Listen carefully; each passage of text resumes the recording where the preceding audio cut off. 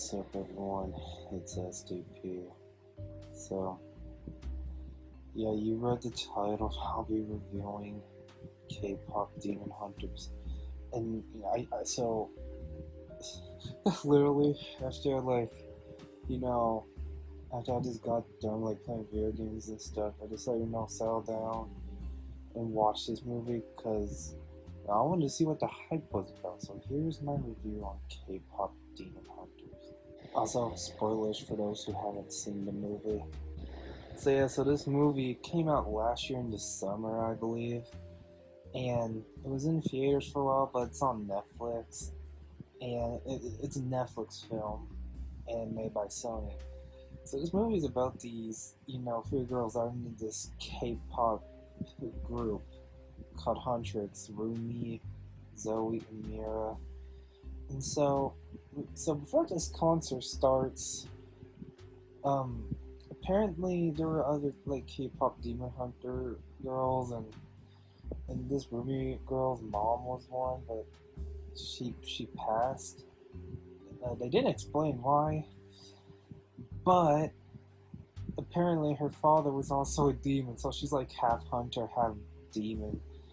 Basically, this lady Celine was like her mother figure, Bill Huntrix around, like Rumi, Zoe, Mira, and so after all the backstory and all that, we cut to this scene and to the concert, and we had all these people talking about who they're here for, like Mira and Zoe and Rumi.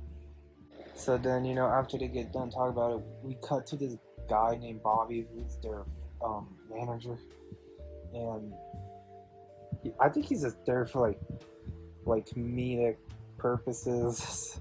So yeah, he wasn't in a lot of scenes, but no, he was there, and I'm surprised that they actually made Huntrix, try to include him a little bit on things. Like, that's how I see it, though. So basically, before the concert started, apparently these airplane pilots and attendants are demons. So these three girls start singing when they were, before they wanted to eat and do the concert and all that. It's like just start just rapping and fighting all these demons on this plane, and this plane is getting destroyed. And so after the plane gets cut in half and destroyed, they're still fighting these demons. And this was some Sonic the Hedgehog. It kind of reminded me of that one cutscene in Sonic Adventure 2, where Sonic, he used that helicopter piece and got to City Escape. I don't know why that reminded me of that, but it kind of reminded me of that. I don't know why. And so, anyways, they get to this concert and sing, and after that, the concert's done, they decide to go home because they're going to take this vacation. But no, she got on her outfit, and that's when they, this is when she, play, when they have their new song, right? It's called Golden. Y'all probably heard it a bunch of times on YouTube by now. And so Rumi published a song with the outfit on and all that. And Zoe and Mira are upset because they want a vacation, and Bobby comes out from his little vacation thing, and then it gets crazy after this. And I'm sorry if this it's if I explain this a little weird to you, but I just saw this movie once. So yeah, so after that, we cut to the demon world, where there's these demons and this guy named Guama, I believe his name is. He's the demon king. And so this dude Gino, he comes in with this guitar and tells Guama he's gonna help when these other guys show up. And so eventually they make it to, Seoul, South Korea. I am sorry if I said that wrong. So they make it up there while Huntrix is trying to fix Rumi's voice because she her patterns, they call it, got to her throat. So Huntrix are at this Dr. Hans guy's office trying to fix Rumi's voice, and after they get done, they run into the Saja boys in some alleyway, and Yuna's like, "Watch yourself!" And so after that, they start their concert for Soda Pop. Everyone's like loving it. And these guys are giving these characters gifts, and they give one character a hot dog. These girls slap out. Like they literally slapped a hot dog out of one character's hand because they thought it was poison. So after one of them managed to give or show a floating heart, this is when they realized the Saja boys were demons, basically. So so after that, they come onto this game show where they have these hot sauce competition and games and stuff. And then Gino notices Huntrix arrived to try to stop them, and this is like when they put out Slide, and then after that they started chasing them and just in some bathhouse place, and then Remy starts going after Gino, and this Gino dude, he ripped off fabric from Rumi's freaking sleeve, and her patterns are exposed, and somehow this man managed to wrap it up before Mira or Zoe could see it while they're fighting. So after that, Rumi's in her room trying to write a song. This weird bird thing with a hat and this blue tire thing. They give Rumi this note in her room saying that Gino wants to meet up, so they do. And it happens several times. And there's one part of the movie when they meet up, they have this musical number. But anyways, basically this Gino dude was a jerk to his family or something, and then that's when he turned into a demon and all that. And now he wants to be free, and Rumi wants her patterns gone because she's half demon. And so after that, they managed to make a negotiation before the Idol Awards to make sure both of them get what they want. And before that though, there's this one scene I have to mention because it's in the movie. But before the Idol Awards happened, Mira notices something's off with Rumi.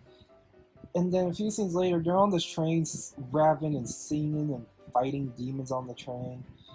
And so then the Idol Wars happened, after all that. Apparently a distraction was made with the Saja boys. The Bobby guys said, "Oh, they're fighting! They're fighting!" And so that's when they were like, "Oh, that's our chance." So they decided to go ahead and perform, Golden and all that.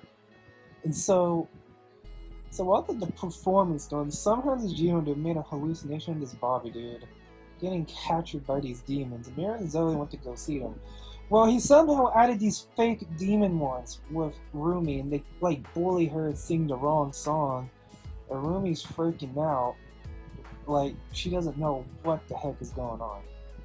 So after that happens, her freaking demon patterns are shown. Zoe and Mira are freaked out, and they actually got their swords and whatever Zoe was using. They pulled them out in front of Rumi because she's this half demon person, and she runs away crying to this lady, Celine, who I mentioned earlier.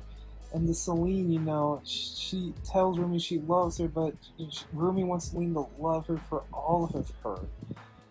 And so, basically, after having this conversation with the Celine lady, Rumi goes to this tower where the Saja boys are hypnotizing the people, and somehow freaking Mira and Zoe get hypnotized to this tower thing where the Saja boys are performing this song called Your Idol.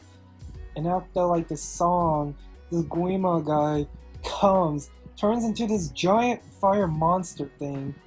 He was already a fire monster thing, but he got bigger. So after that, Rumi shows up to this thing.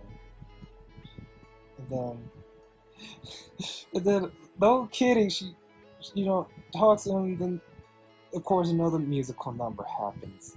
Another musical number happens. And I do not know how to describe this. It was kind of weird because then they had this whole audience singing with them to get their souls back. And then, after the three girls sing this song, this fire monster thing is defeated.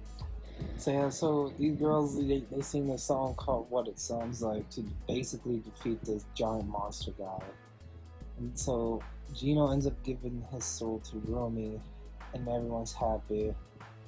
So after that, after this green guy gets defeated, Rumi, Zoe, and Miro go into the bathhouse because apparently Rumi's first time being in the bathhouse with Mira and Zoe because the patterns. So after that, they were going couch because they were fixing to get on vacation and all that. But then, they saw these three little girls, with these Huntrix outfits on, and they're like, we're relaxed enough. Let's go say hi to these fans. And then they do, and these girls, of course, freak out, and they're like, oh, I can't believe it's you. And then all these other characters randomly pop out, and then that's basically the end of the movie. So, my thoughts on the movie, it's a 0 out of 10. I did not like K-Pop Demon Hunters. But I have nothing against anyone who worked on it. I can give those three girls who did the singing credit because, they have talent, they're talented, so I'll give, credit for that. In the speaking voices, they did good too. But it's the plot that makes me give it a 0 out of 10 because it just kind of felt weird to me. Also, the movie just felt too girly for me. And I know that kind of sounds dumb, but I don't know how to explain it. But a lot of guys watch it too, so I just want to see what the hype was about. Yeah, but the singing voices, I'll give them credit. They did their part. They did good. Dude, basically make the characters sound what they're supposed to sound when speaking. The other three girls did good for what they were doing for the sing, and so they got talent. Talent was involved. So I have no one. I'm nothing against anyone that worked on that movie at all. It's just the plot.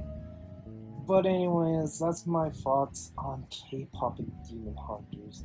So I hope you all enjoyed this review, and I'm sorry if this sounded dumb, but it was my first time watching it, and it's basically just me just giving telling y'all what happens and basically all that.